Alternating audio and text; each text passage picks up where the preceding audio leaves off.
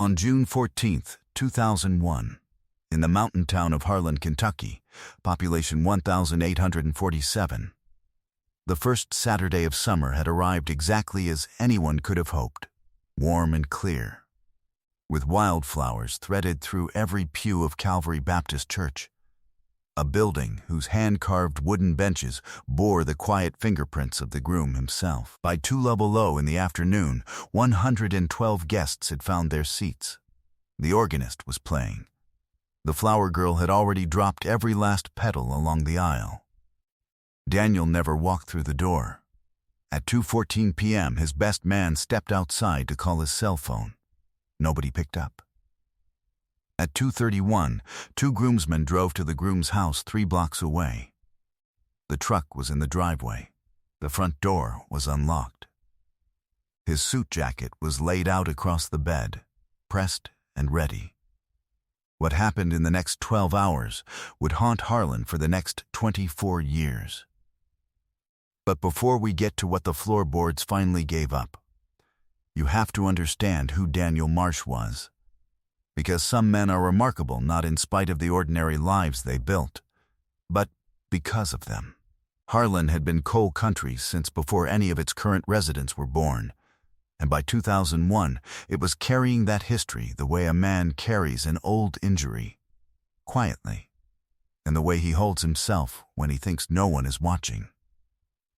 The mines had thinned out over the decades, but the community had held together the way small Appalachian towns do, through churches, through high school football on Friday nights when half the county filled the bleachers, through the kind of neighborly code that still meant leaving your door unlocked when you ran to the grocery store and finding your casserole dish back on your porch before you even thought to ask about it. Daniel Marsh had grown up in that world, and he had never once considered leaving it. He was 34 years old, a woodworking teacher at Harlan County High School who had spent the past 11 years turning teenagers who otherwise had nowhere to put their hands into craftsmen who could shape something from nothing.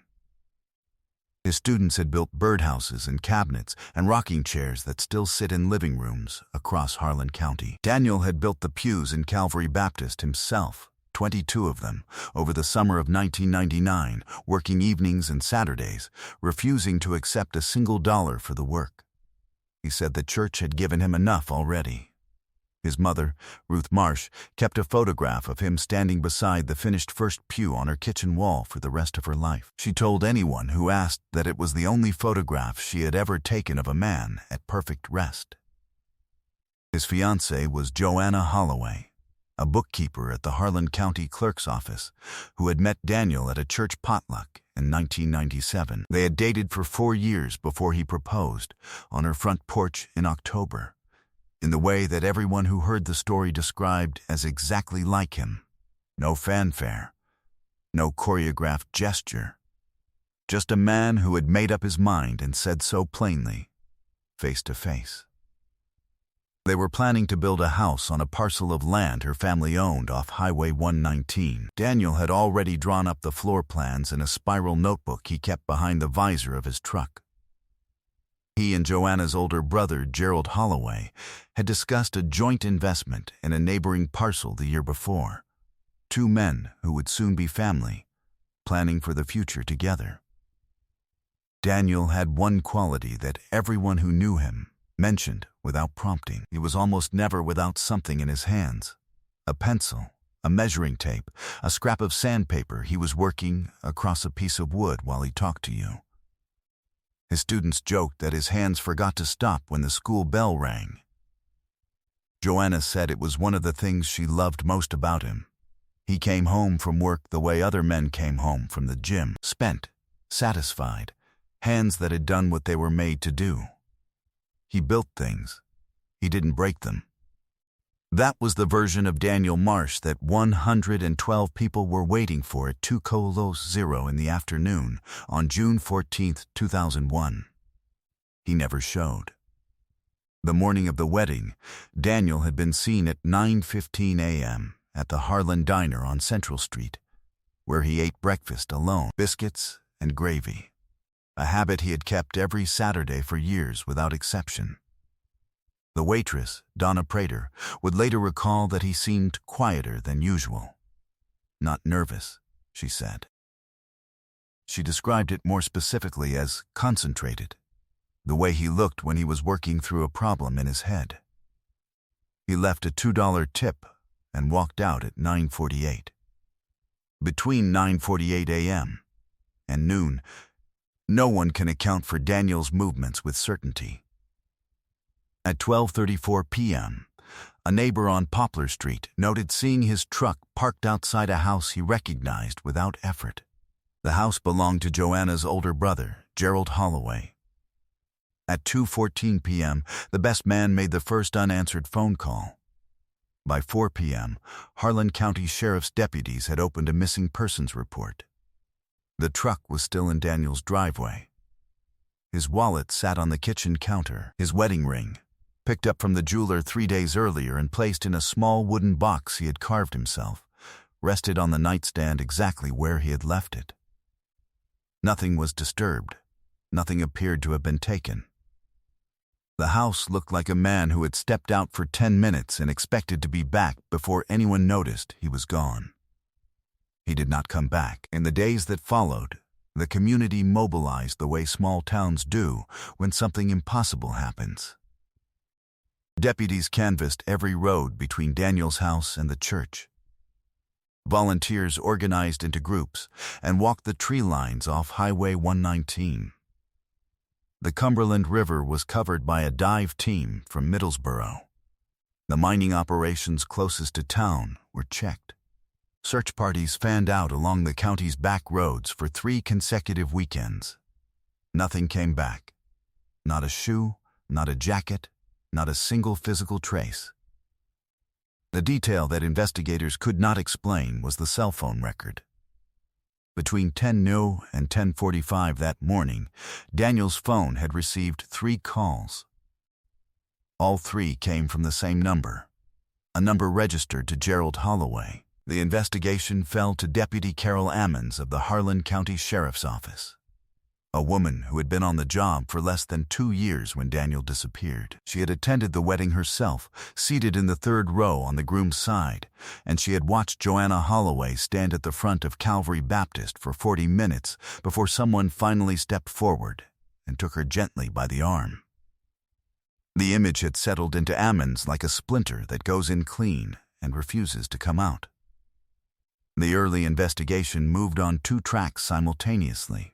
The first was voluntary disappearance, a theory that Daniel's family rejected with a unanimity and quiet certainty that investigators noted was unusual in its consistency. The second was an unwitnessed medical emergency in an unknown location.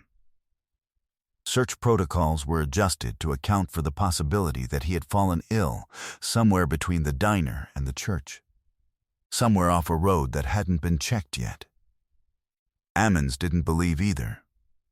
She brought Gerald Holloway in for questioning within the first week. He was 41 years old, a former Harlan County deputy who now ran a hardware store on Main Street, a man who knew every officer in that building by first name and who answered every question with the measured calm of someone who understood how these conversations were supposed to proceed. He told investigators that Daniel had called him that morning, not the other way around, and that Daniel had seemed unsettled about something personal, something he didn't want to say over the phone, but had to deal with before the ceremony. The call had been brief. Gerald had no further contact with him after that. The phone records contradicted him on one specific and unambiguous point. Gerald had initiated all 3 calls. When confronted, he adjusted his account. He had simply confused the sequence, he said. He was under a great deal of stress that day, as anyone in the family would have been. He was sure of it when he thought carefully. The inconsistency was noted and documented. But without a body, without a crime scene, without a single piece of physical evidence connecting anyone to any act of violence against Daniel Marsh, there was no case to take to a prosecutor. Investigators understood what they were looking at. They also understood exactly what they could not do with what they had. A feeling, however well-founded, was not an indictment. A phone record showing someone had made calls was not a murder weapon. The law requires more than the truth. It requires the truth you can prove. A second suspect, a man who had an unresolved financial dispute with Daniel over materials for a renovation project, was investigated in parallel and cleared within 3 weeks. His alibi was confirmed by 4 separate witnesses across 2 counties. Joanna Holloway sat across from Carol Ammons twice in those early months. Both times she was composed in the manner of a person who has decided that falling apart is a luxury she cannot afford. She told Ammons, plainly, without any particular emotion, it was Jerry. I don't know why, and I don't know how to prove it. But I know. It was Jerry.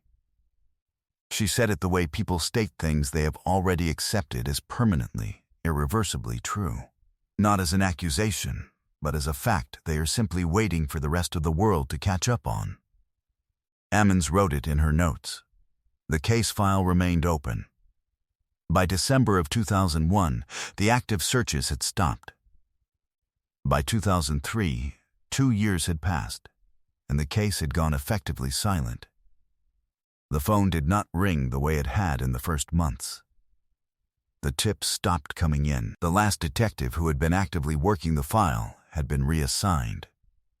This is what happens to cases without bodies. They don't close. They simply stop making noise.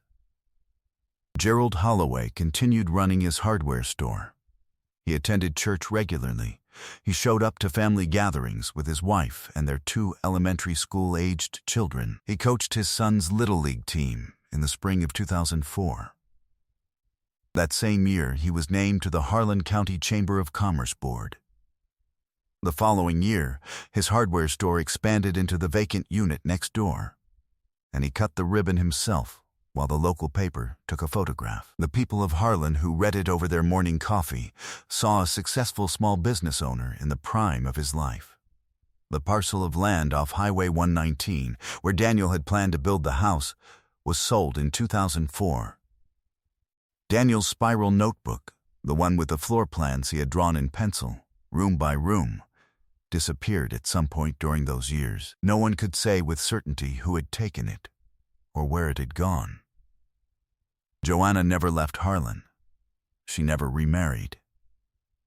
She transferred to a quieter position at the county clerk's office, and, according to colleagues who worked alongside her for years, she never once mentioned Daniel's name in a professional setting, not because she had forgotten him, but because she had learned through hard experience exactly which subjects she could carry in public and which ones would bring her to her knees on the office floor. Ruth Marsh kept every one of the 307 missing persons flyers she had printed in the weeks after her son disappeared, stored in a cardboard box in the closet of his childhood bedroom. Every June 14th, without exception, she drove to the Harlan Diner on Central Street and sat in the booth her son had sat in on the last morning anyone saw him alive. She ordered biscuits and gravy. She sat for 1 hour. Then she drove home. By 2010, the young waitress who had served Daniel that morning had retired, and the diner had changed hands twice. But Ruth still came. And whoever was working knew to leave her alone. The reward poster that Daniel's family had placed in the diner window in June of 2001 had faded to almost nothing by 2008. Nobody took it down. Carol Ammons left the Harlan County Sheriff's Office in 2009 to join the Kentucky State Police Cold Case Unit. She was promoted to detective in 2013. She kept the case file in a drawer she never locked, because she never needed a lock on something she opened regularly. Every case on this channel represents weeks of research, verifying facts, cross-referencing records, and piecing together lives that deserved better. If you want to keep seeing these stories told the way they deserve to be told, please take a moment to like this video and subscribe. Tell us in the comments where in the world you're watching from. Your support is what makes this possible. Now, let's get back to Daniel. It would take a renovation, a crowbar, and 24 years of silence finally breaking all at once. In March of 2025, Gerald Holloway put his house on the market. He had lived there since 1994, and at 65 years old, with both children grown and his wife recently retired from the school district, they had decided to downsize to a smaller property in Barberville. He sold the hardware store that winter. He was, by every outward appearance, a man closing one chapter and quietly beginning a comfortable next one. The new owners moved in that May.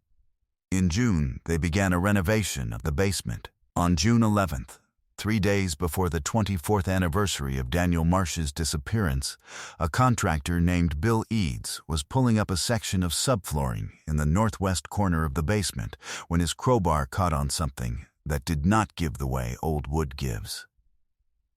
He stopped. He looked. He called the homeowners. They called the Harlan County Sheriff's Office. Within 4 hours, the Kentucky State Police Major Crime Unit had been contacted. Within 6, Carol Ammons was standing in Gerald Holloway's former basement for the first time in 24 years. What was beneath those floorboards, forensic analysis would confirm in the weeks that followed, were the skeletal remains of a man. Forensic dental comparison and DNA verification, a process that cross-references biological material against reference samples from living family members to establish an identity profile that cannot be disputed in court, confirmed who he was. Ammon stood in that basement for a long time before she said a word. She had been in that house before. 24 years ago, during the initial canvass in the days after the wedding, she had walked through the main floor, the kitchen, the attached garage. The basement door had been locked. Gerald Holloway had said it was a storage room. He had offered, graciously, to find the key. The search had moved on before he ever produced one. Investigators had noted it.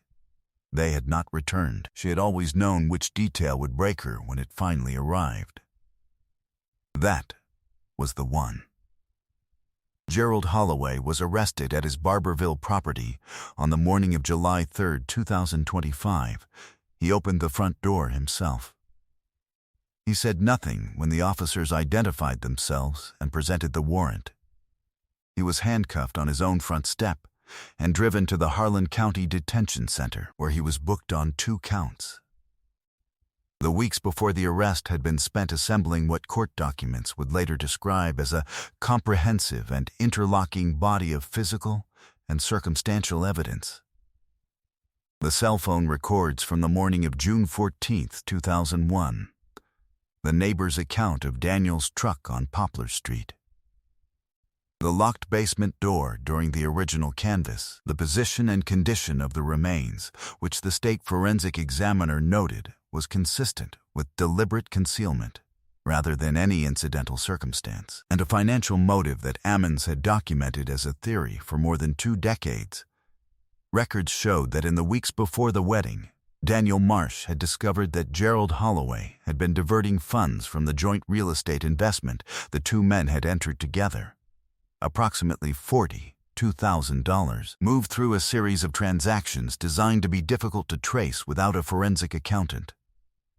Daniel had retained an attorney in Lexington. He had a meeting scheduled for the week after the honeymoon. He never had the chance to attend it.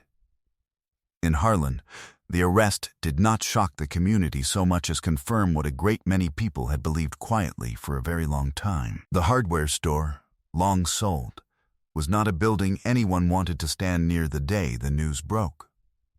Gerald's name was removed from the Chamber of Commerce's historical board records within a week. People who had known him for 30 years and called him a friend found themselves without words when their neighbors asked what they thought. Joanna Holloway received the call on a Thursday afternoon. The investigator who delivered the news reported that she did not cry. She thanked him. She asked if there was anything she needed to do. When she was told that nothing was needed from her at that moment, she sat down and did not speak for a long time. Gerald Holloway entered a plea of not guilty. His trial began in March of 2026. He did not testify on his own behalf. The jury returned a verdict of guilty on both counts: first-degree murder and concealment of a human body. After 6 hours of deliberation, he was sentenced to life in prison without the possibility of parole. He was led out of the courtroom without expression. There is a photograph of Daniel Marsh that his mother kept on her kitchen wall for 24 years, hanging alongside the one of him in the church pew.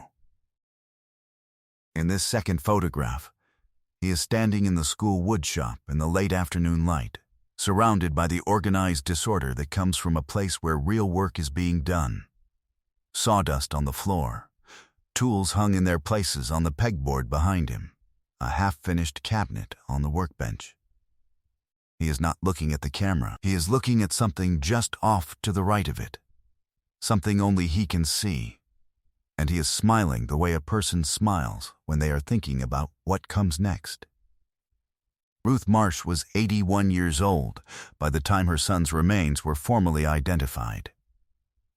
She attended every day of the 12-day trial, seated in the same row, wearing the same gray coat. She said nothing publicly about the verdict. She drove home, placed Daniel's photograph on the passenger seat beside her, and took the long way back through Harlan, down Central Street past the diner, past Calvary Baptist, past the woodshop at the high school, where the current students were building things they didn't yet know would outlast them.